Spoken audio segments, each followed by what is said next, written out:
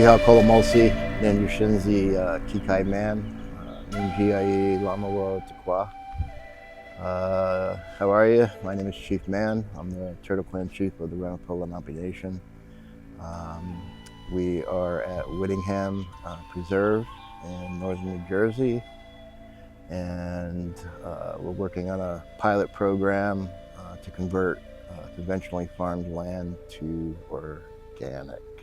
Hi, I'm Sam Rose. I'm Ramapo. I work with the RLCF.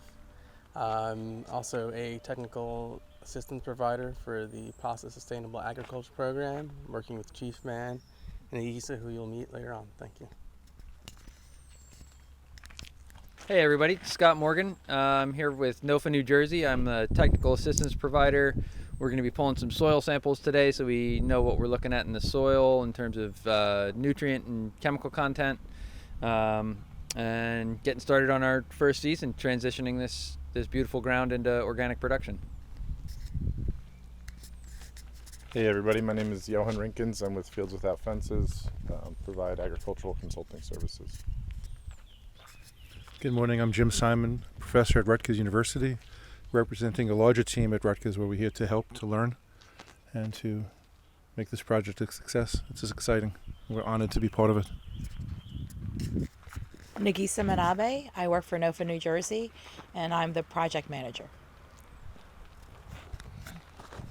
I'm Devin Cornea, Executive Director for NOFA New Jersey. Really excited to get started on this, in part funded by the FSA Increasing Land, Capital, and Market Access Program, and really exciting multi-agency collaboration, public-private partnerships paving the way for farmers to thrive in New Jersey. So this project is kind of more than just one thing.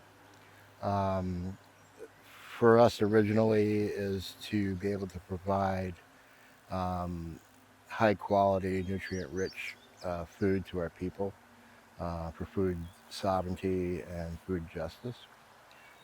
Particularly the Turtle Clan living in a Superfund site for over 60 years, where a community has just been completely devastated. They can't grow in the soil, or they shouldn't. I think that we actually have one or two people that actually do. In any case, so this is an opportunity where we're saddled up with many folks from Rutgers and NOFA, New Jersey, the Highlands Council of New Jersey, State Fish and Wildlife, DEP, and we're going to be converting this land that had been originally farmed conventionally over to native grown, and or another word for that would be organic. And so this is the pilot program for an additional, I believe, 500 acres throughout the state of New Jersey, where we're hoping that by what we do here in our team that's been assembled, that we can take this and go to the other three tribes in New Jersey to replicate this. We have the opening between the tree lines, Okay. up to the top of the hill, and that's kind of, I don't know So why. you've got like that little, L? that little. but not what's off to the right behind Correct. the trees. Yeah, Okay. kind of weird. All right.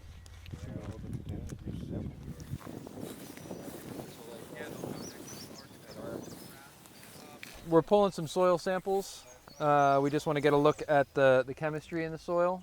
I think with all the cover and the years of being undisturbed, we're not too worried about testing for soil biology and soil structure at this point. I think a lot of that's going to be there just because it hasn't been disturbed. But we're going to snapshot of the soil chemistry. So I just knock the residue at the surface out of the way.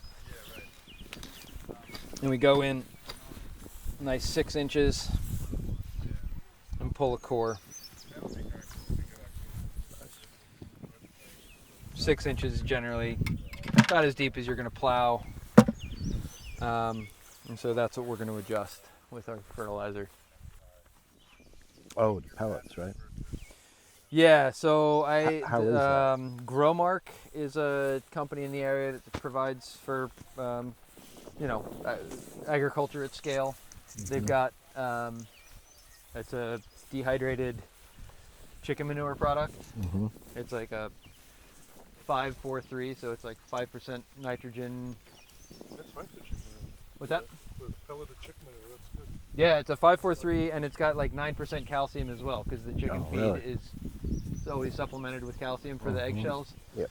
So it comes with some extra calcium as well, which is great. Okay, so when soil sampling, we're generally walking a random pattern. I'm not picking or choosing sites. We just kind of stop to have a conversation, so I'm going to pull a sample. We happen to be on a slightly high spot, and without thinking about where we were, I put my probe in the ground, and it doesn't want to go in. So the reason that we've got a high spot is because it's harder soil underneath. So this is a rockier ground. We're not going to get a great sample out of this hard spot, but we'll take what we get. It's random. We got to go with the random. Now it will inform some of our behavior down the road. This higher spot with shallower soil might be a spot that Might be the alley. might be the alley rather than the crop row. Everything that we do live here, right? So there's our farm over there, our house is over there, our store. Yep. Insect egg. I mean, Yep. praying mantis. It's crazy.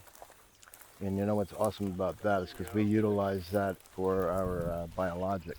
Oh yeah, for our hemp and stuff. That's free pest control Yep. right there. Yep. And that's why we want to have strips. Yep.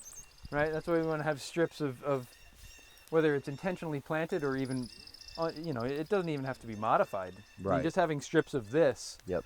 amongst the strips of crop is going to provide Yeah, absolutely. built-in pest control. Yep. So this is the vetch. Well, this is conservation vetch, right? It's kind of a no-name variety, but it's working for you out there. Right. See those? Those are your nodules, right? So that's where the roots are inhabited with beneficial symbiotic bacteria, and that's where this plant's able to take nitrogen from the air, and with this colony living in these roots, it turns the nitrogen in the air into a usable form of nitrogen plants can digest. So we took the soil cores. They come out of the sampler basically looking like this, right? So at this point, so that we get a good sample, I'm just breaking that up. This is the whole sample from the field after a nice random walkabout. I'm gonna break it up for the most part, make sure it's all mixed together. We've got a marked Ziploc bag that already has our field number on it. And once we get this into the bag, it's ready to send to the lab. And we'll see what we get for results in a week or so.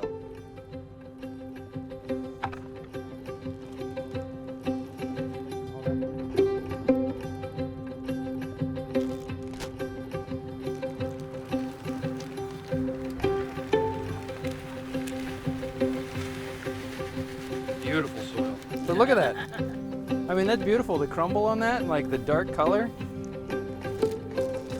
And Rob, I think we had a brief conversation with other Tony, and it sounds like on the fields that we already have open, like once we get some fields open, that we may be able to perform agricultural activities during that restriction window. Yeah, we just had that side compliment around. That's how I'm interpreting that as well.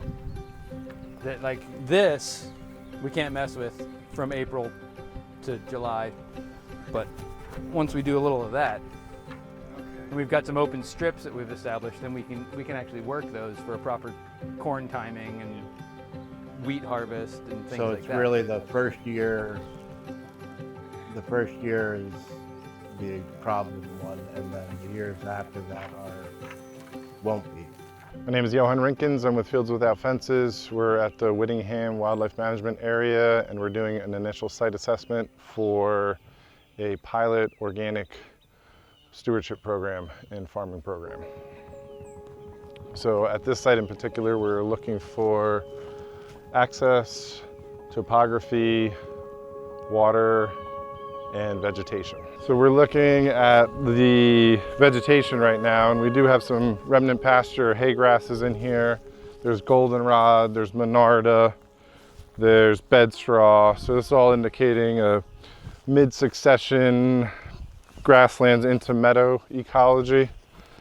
And we have a gentle slope with the length of the field, tapers down and tapers in width behind us. And we have a slightly more moderate slope behind us on that hillside there. So we'll have a mix of hydrology patterns in here, some dry spots up top into some moderate sloped, moderate moisture into some lowlands that'll be a little bit wetter. So we'll take all that into account throughout the farming season, where certain things are cropped, when they're cropped, and then if any areas are better suited for vernal pools, wetland areas, etc. All right, so we're at the Whittingham Wildlife Management Area. We're in field 19684. It's a roadside field. There's no parking. It's just field access with machinery. However, what's interesting about this field is it's one of the longer, more contiguous fields across the slope. And so in this field in particular, I see an opportunity for contour farming or strip tillage. We had talked earlier today with the resident farmer and with some folks from WMA about doing either conservation tillage, strip tillage, or contour farming to both enhance the wildlife habitat within the field stand itself, and then also do some passive water management with that mechanical action as well. So this field is a strong candidate for that practice. We're at Whittingham Wildlife Management Area, field 19650. We're on the north side of the property, of the entire wildlife management area property, that is, and we are looking at a rolling, gently sloped field. It looks like it's gone further into succession than most of the other fields we've looked at. There's definitely a species profile that has shifted woodier, so we still see that mix of pasture and meadow species. However, we also see multiflora rose, autumn olive, some blackberry, and even some of our native blacktop raspberry coming in as well. So we have a good mix of species.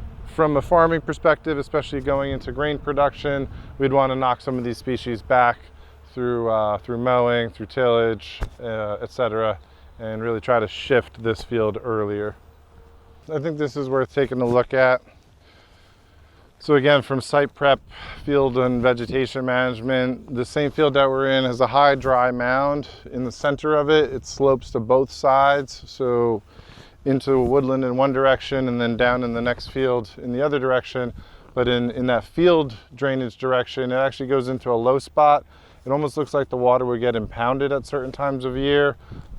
There's indicator plants in there that suggest that it's wet for a good portion of the year. So it's just something to keep in mind when the farmers get in here and start farming, that we might need to either stop short of that field and just let it transition into a wet meadow, or take some water management steps to make it a little bit more viable from a farming perspective.